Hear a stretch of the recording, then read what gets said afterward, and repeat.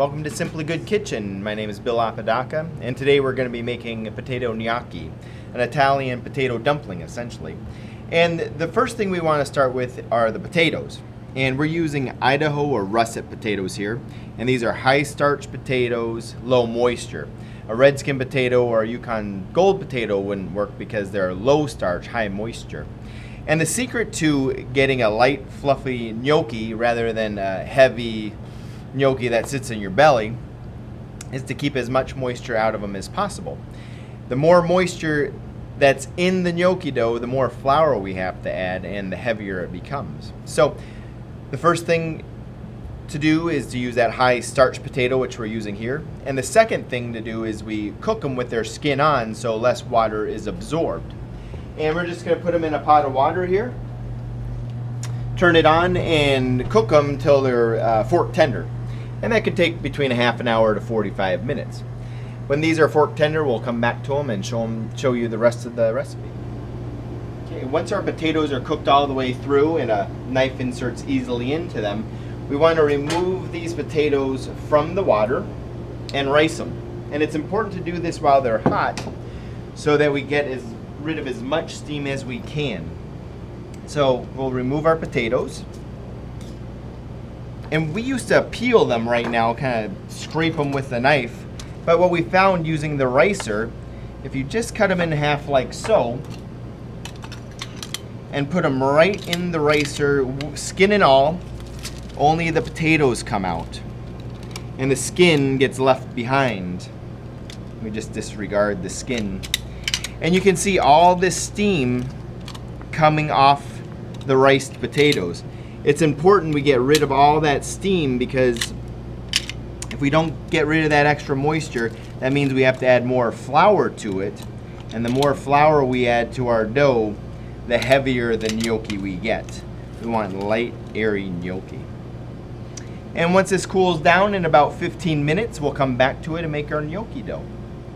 So Chef Bill, you're gonna spread that dough out so it's not a big mound there. Yeah, you don't want this mounded up.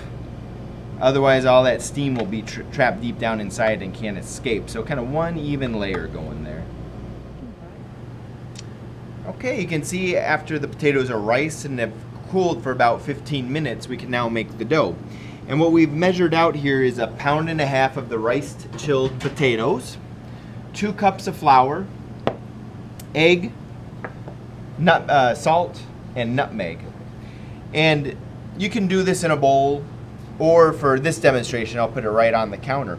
What we tell you to do is put the riced potatoes on the counter. We'll add our kosher salt, a little bit of our freshly grated nutmeg, and then our 2 cups of flour.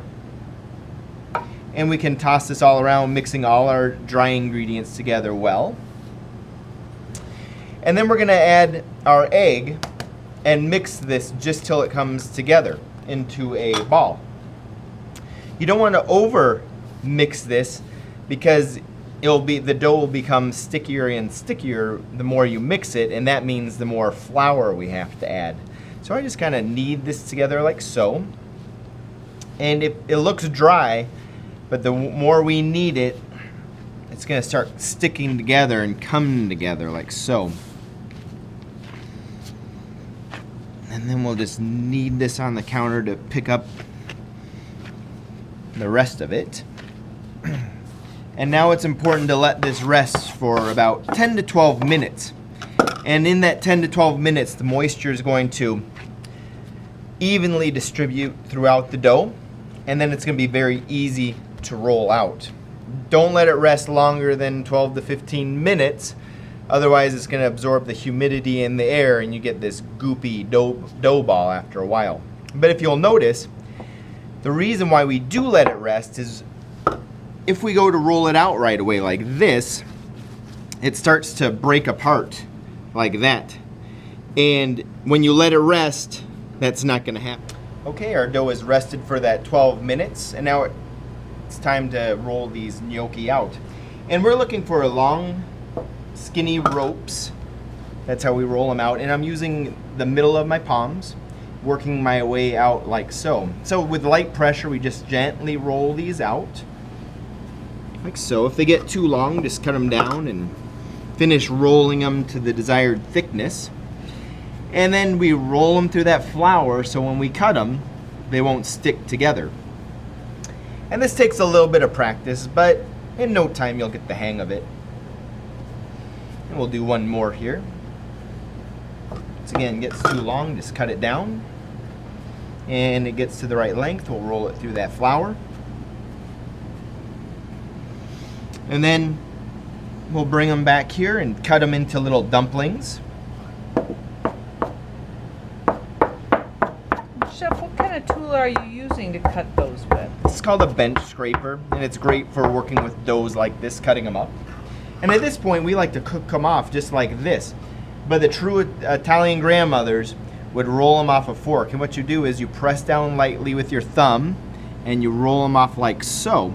So you end up with texture on one side and a little bowl for the sauce on the other side. And of course, if you grew up with an Italian grandmother, they would be extremely fast at doing this.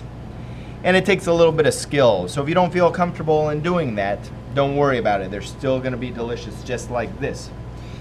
And once they're rolled out into our little dumplings, we're gonna throw them in our boiling water. And since we treat these gnocchi just like pasta, we always salt our pasta water.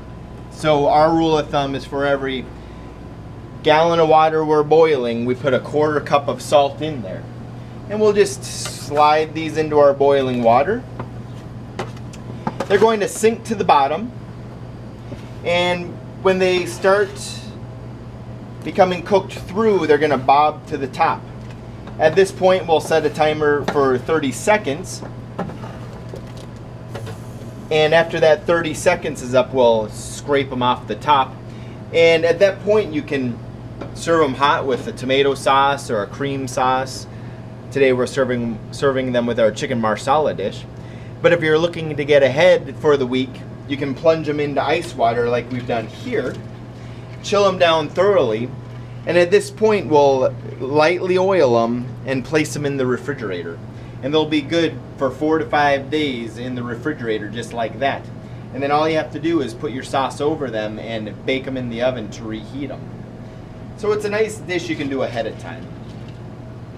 And now if you want to come back to here, these guys are just starting to float to the top of the pot.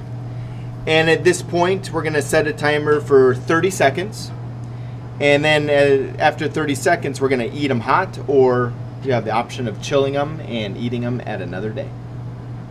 While we're waiting for this 30-second timer, Chef, can you explain, is there a chance that I could overcrowd the pot with too many gnocchi in it when I'm trying to cook them, or? That's a good question. If you throw too many gnocchi in there, the water is going to cool down and they're just going to dissolve in the pot. And then you're going to pull out nothing. So we broke this up into 2 recipes, or we cut the recipe in half. We're cooking half of it now, and then we'll go ahead and cook the other half once these come out, so we're not overcrowding the pan. Well, thank you. You're welcome, and that's our demonstration on potato gnocchi. Thanks for joining us.